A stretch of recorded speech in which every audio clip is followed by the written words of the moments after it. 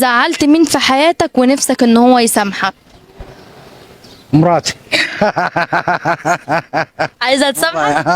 ليه بقى؟ احكي لنا ايه اللي حصل. زعلتها والله. ليه؟ مزعلني ليه؟ ومطير وراها. طاير وراها؟ ازاي؟ طير وراها والله. ومديها بيت ابوها. يعني انت زعلتها ووديتها بيت ابوها؟ وديتها بيت ابوها وسبتها هناك. ليه؟ والله العظيم هو كذا. بعد العمر ده كله؟ والله. والولاد عايزين يجيبوها. عملت لك ايه؟ اتخانقنا مع بعض وقلت لها يلا امشي على بيت ابوك. راحت هي لما الهدمتين ومشت. والله. طب تحب تقول لها ايه بقى؟ ارجعي. ايه؟ ارجعي. بحبك. ارجعي لي. بحبك. طب انت زعلتها ليه؟ والله في موضوع كذا. ما تقول لنا. طلعت من غير شوري من البيت.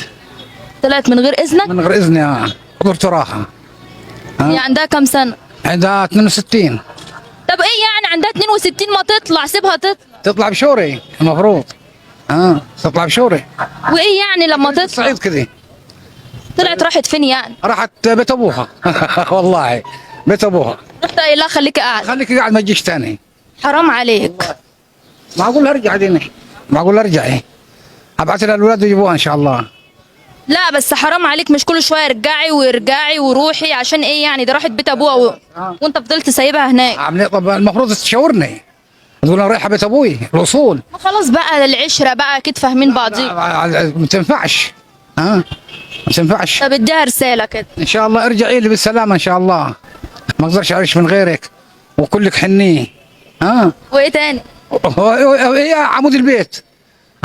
الرسول عليه الصلاه والسلام قال لي المراه مصباح البيت. ما زهقتش منها؟ لا حياتي. عايش معاها بقالك قد ايه؟ من 70.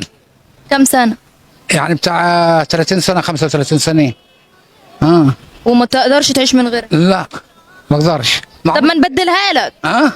نجيب لك واحده ورور كده. بس يا ريت.